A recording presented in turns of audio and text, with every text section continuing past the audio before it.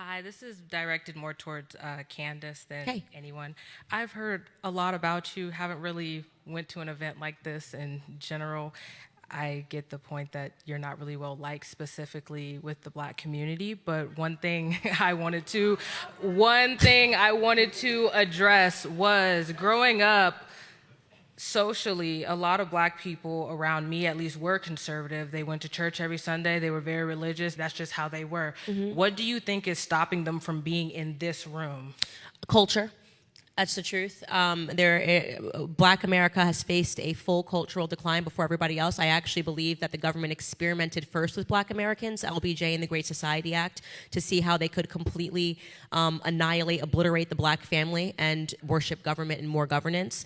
Welfareism destroyed Black America, and it created the toxic culture that we see today. Every single ill that Black America is facing, they are facing because we went from a 22% single motherhood rate back in 1964 to today, the single motherhood rate being 73%. We don't have our families together.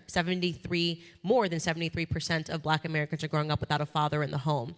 So you could just imagine what that does when I say that every social ill follows: the incarceration rates, the criminality rates. And what happens, by the way, is that when you remove that family unit, it's not like they just go, okay, no family. It becomes an empty space, and they fill that void with something else, and that something else for Black America has been a toxic culture. They turn to rappers, they turn to the streets, they pursue that paternity and that maternity elsewhere.